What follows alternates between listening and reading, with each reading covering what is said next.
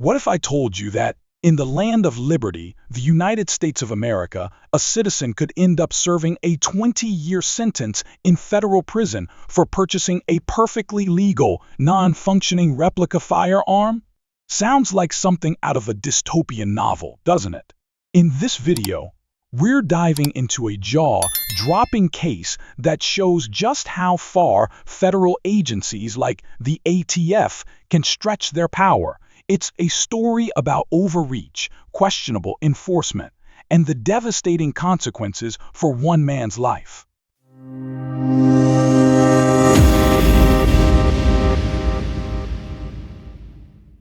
This ordeal revolves around a guy named Patrick Kate Adamczyk, a former sailor in the United States Navy who once had ambitions of earning a spot among the elite as a Navy SEAL officer. This wasn't just about military service for him. It was about chasing excellence at the absolute highest level. Alongside that drive, he had a deep interest in military history and firearms, even dreaming of building a personal museum someday. As part of that passion, he collected various gun parts and non-functional replicas, including a decorative Dinix version of the Mark II submachine gun, a World War II-era Sten. Now, if you know your Second World War history, you'll recognize the Sten as a no-frills British subgun, simple to produce, bare bones in design, and iconic among Allied forces. But here's the thing, the Dinix version isn't a firearm, it's a prop. Made of a zinc-based alloy and manufactured in Spain. It can't chamber or fire a round without extensive illegal rework that few, if any, hobbyists would even attempt. Still, owning this replica was enough to get Adamczyk hit with federal weapons charges and ultimately land him in a cell for 2 full decades. So how does something this outrageous happen? How does a young man on the cusp of serving his country in one of the most demanding military roles go from naval officer track to federal inmate? The heart of the issue lies in how the Bureau of Alcohol, Tobacco, Firearms, and Explosives, yes, the ATF, interprets and classifies firearms under federal law. Let's walk through how the case unfolded. Adamczyk, while pursuing his passion for historical firearms, also ran a successful side business buying and reselling gun parts. He climbed the ranks on Gun Broker, one of the top online marketplaces for firearms enthusiasts, eventually becoming one of their top 500 sellers. But along the way, the ATF stepped in and accused him of trafficking machine guns. Not full autos, not select fire weapons, not even modified receivers. We're talking about perfectly legal parts components you could pick up at dozens of legitimate gun shops and a replica Sten gun that couldn't shoot if you tried. At no point did he possess functioning machine guns or conversion kits designed to turn a semi-automatic into a fully automatic weapon. The ATF's case hinged largely on fragments of parts, and that Dinix Mark II, the kind of replica you'd see in a museum display or use as a prop in a historical film. Let's be real, Dinix replicas are well known among collectors as harmless display items. They don't come with rifle barrels, they don't have bolts or firing pins, and they're physically incapable of chambering or discharging live rounds. These replicas are made for reenactors, collectors, and set designers, not self-defense. You'll never find one behind the glass at your local gun shop. They're art pieces shaped like weapons, nothing more. But that didn't stop ATF Special Agent Jeffrey Bedell from making that inert Dinix replica the centerpiece of his legal attack. Despite its obvious lack of function, he treated it as though it were a real, live machine gun, changing one man's entire future over what amounts to little more than a decorative prop. Agent Bedell decided to put the Dinix replica to the test, likely trying to prove it could be turned into a working firearm. So what did he do?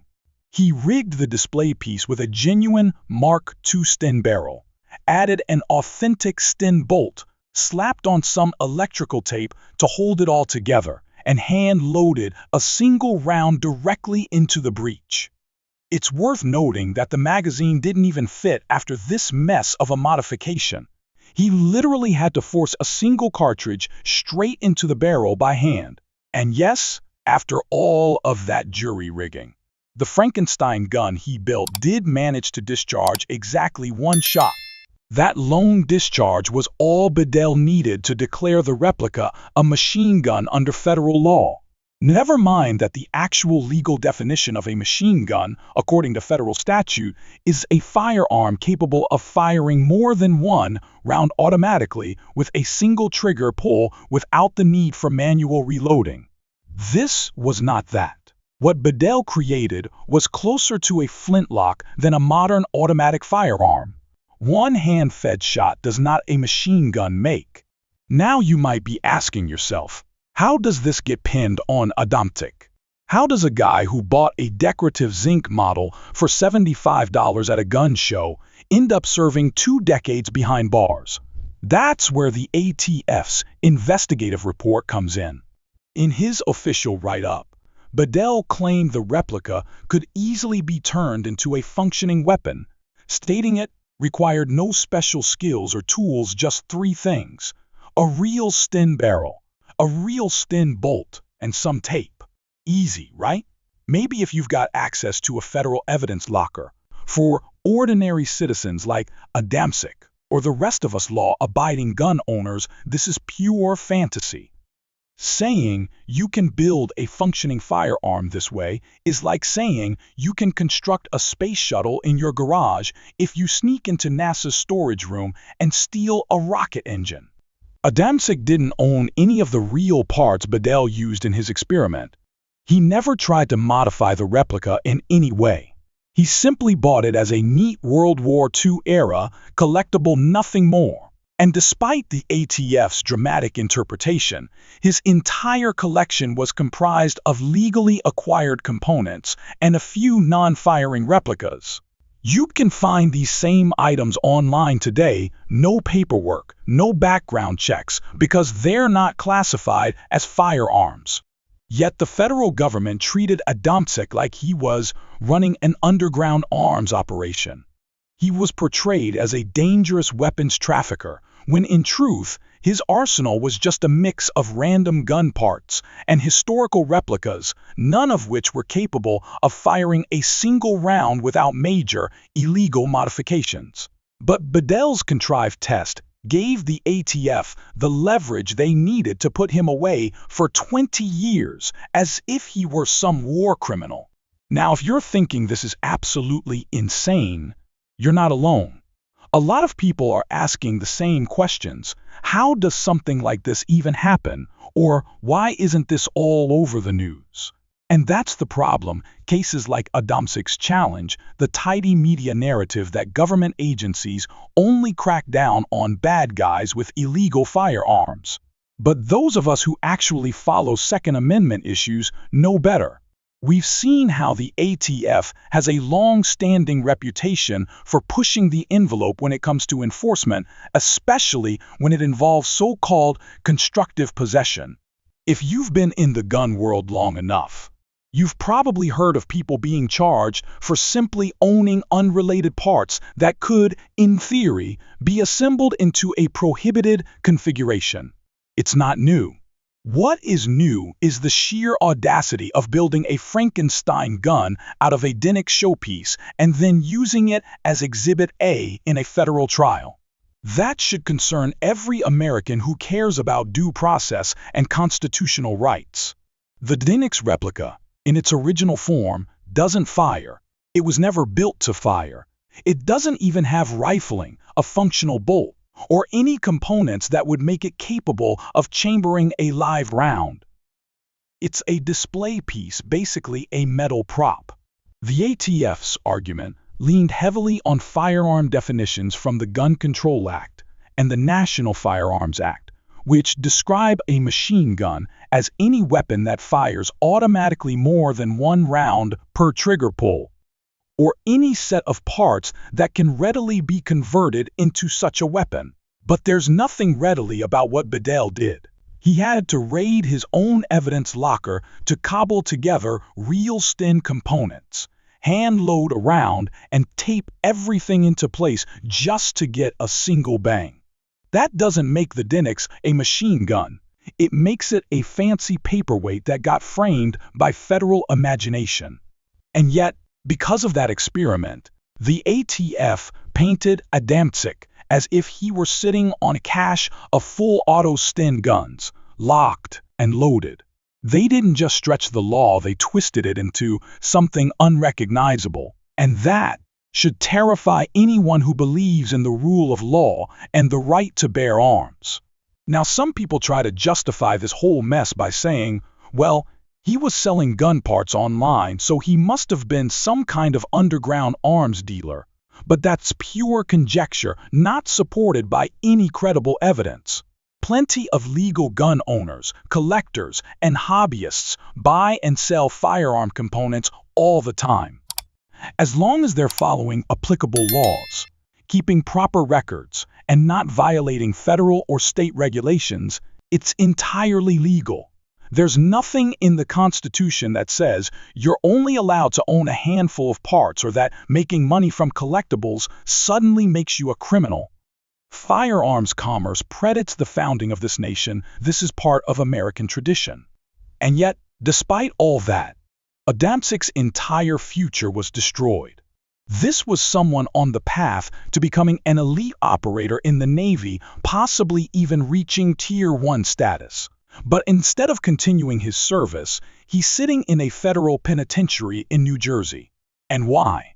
Because one ATF agent ran a dubious experiment with a zinc replica and claimed that his Frankenstein build proved Adamczyk owned a machine gun. Adamczyk insists that every item he possessed was lawful and says the ATF misclassified his collection from start to finish. His most damning point? If the only way to get the Dinix replica to fire a round required manually jamming a single cartridge into the barrel, bypassing any functional magazine or feeding system, how on earth does that qualify as a machine gun? Federal law defines an automatic weapon as something that fires multiple rounds with a single trigger pull, not a one-shot wonder cobbled together with duct tape. And the Dinix wasn't the only item they twisted into a federal offense. The agent, Bedell, also went after other non-firing collectibles like a Jingongmin 240 replica. These are essentially airsoft guns or props sold openly and legally. Still, he claimed that this too was close to being a real machine gun, even though no real bolt assembly could fit inside it. He refused to provide a final classification, but still implied it posed a threat. So think about what that means. If props and toys like these can be labeled suspicious, how many Americans are unknowingly in legal jeopardy just for owning movie replicas or surplus-looking parts? Now you might be thinking, maybe there's some part of this story that hasn't come out.